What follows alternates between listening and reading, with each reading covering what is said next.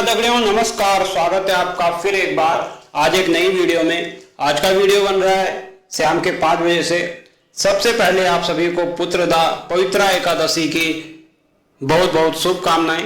आज पवित्रा पुत्रदा एकादशी है और मेरा एकादशी का उपवास है। एकादशी का उपवास सभी को जरूर करना चाहिए। ये श्री हरि भगवान विष्णु को बहुत ही प्रिय है और अभी चतुर्मास भी चल रहा है। भगवान श्री नारायण योग निद्रा में है, तो अभी एकादशी का विशेष फल होता है, तो इसलिए एकादशी का उपवास जरूर कर ही लेना चाहिए प्रयास करके। तो आज का जो हमारा विषय है वो बहुत ही चर्चित विषय है। जैसा कि आप सब देख सुन रहे होंगे कि गढ़वाली लड़कियां गढ़वाली लड़कों से शादी नहीं करती हैं, ऐसा कुछ सुनने देखने में आ ही जाता है कभी कभी।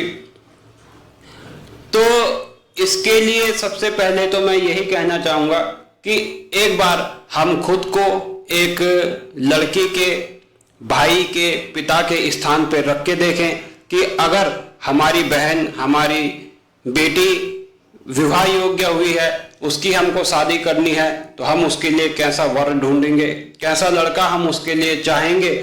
अगर हम उस पर खरे उतरते हैं जो हम अपनी बहन के लिए चाहते हैं, उन सभी चीज़ों पर हम खरे उतरते हैं, तो हम ये कह सकते हैं कि हाँ, लड़कियां जो है लड़कों को महत्व नहीं दे रही हैं।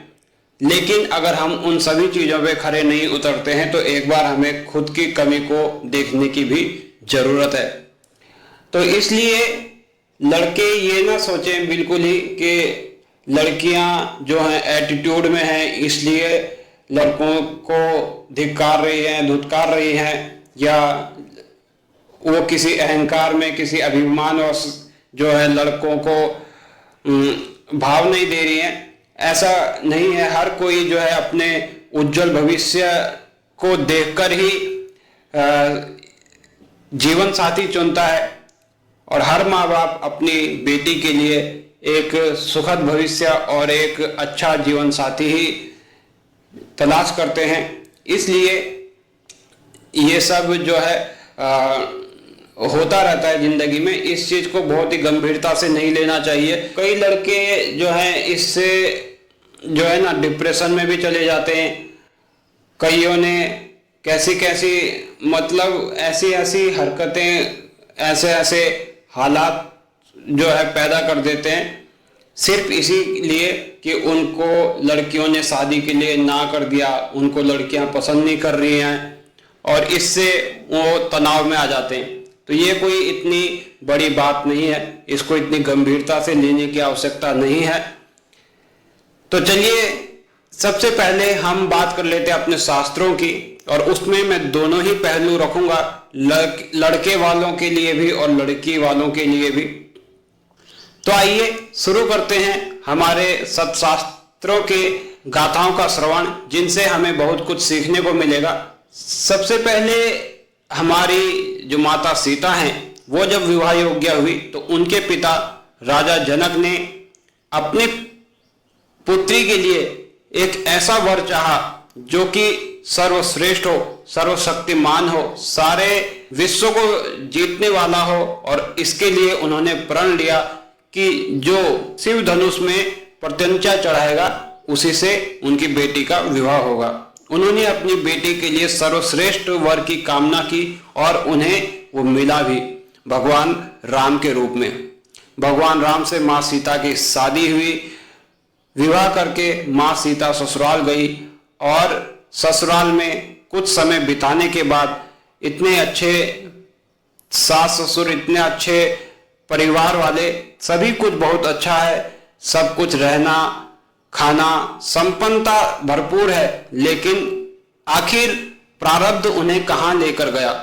पहले पति के 7 वनवास और पति के 7 वन से वापस लौटने के बाद फिर पति के त्याग का वनवास। तो पिता ने तो कामना अपनी पुत्री के अच्छे की ही की थी और उन्होंने सब कुछ व्यवस्थित ढंग से जो है सब कुछ संपन्न भी कर दिया था, लेकिन प्रारब्ध कहाँ लेकर जाता है इसे कोई नहीं जानता।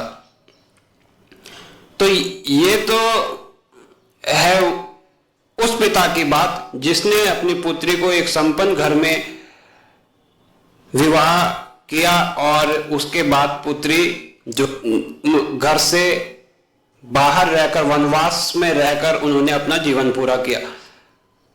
तो दूसरा जो प्रसंग है वो है सती सावित्री का।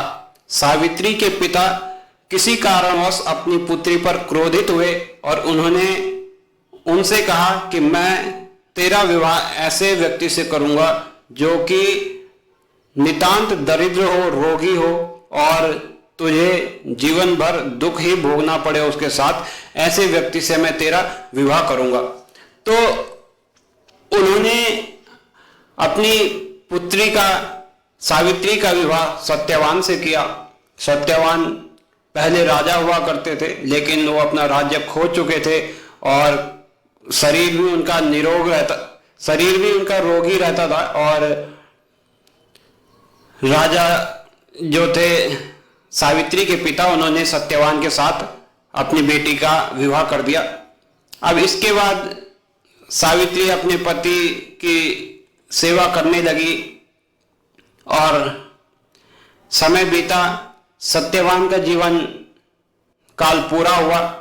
यमराज आए और यमराज ने उनके पति के प्राण लेकर चले गए। सावित्री के गुरु नारद जी, उन्होंने सावित्री को सिखाया कि यमराज के पीछे जाओ और उनसे अपने पति के प्राण तुम लेकर आ सकती हो। ऐसा जो गुरु का ज्ञान लेकर सावित्री गई और यमराज के अनेकानेक प्रश्न पूछने पर सावित्री उनके उत्तर देती गई।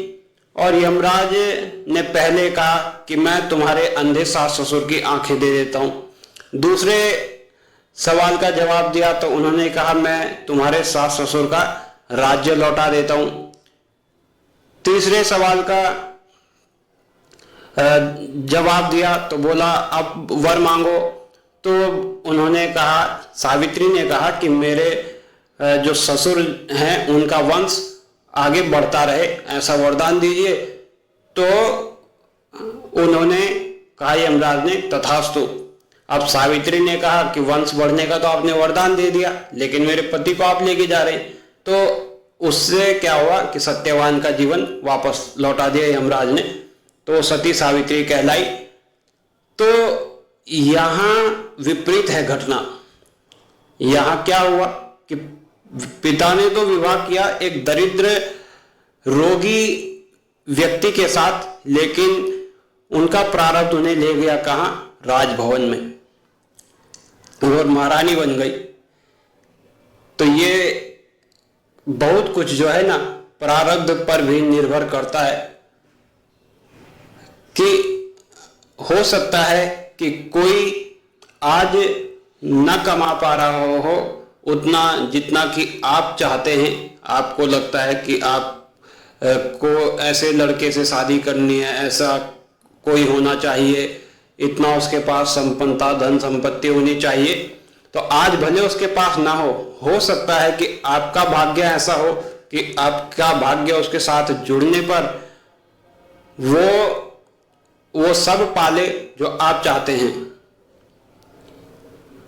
और इसके विपरीत भी हो सकता है कि आपके भाग्य से कोई ऐसा संपन्न व्यक्ति हो और वो भी जो है अपना सब कुछ खो बैठे। कुछ भी संभव है। ऐसा कोई किसी भी चीज में आश्चर्य की बात नहीं है, क्योंकि प्रारब्ध भोग जो है ना वो कहीं ना कहीं निश्चित होता है।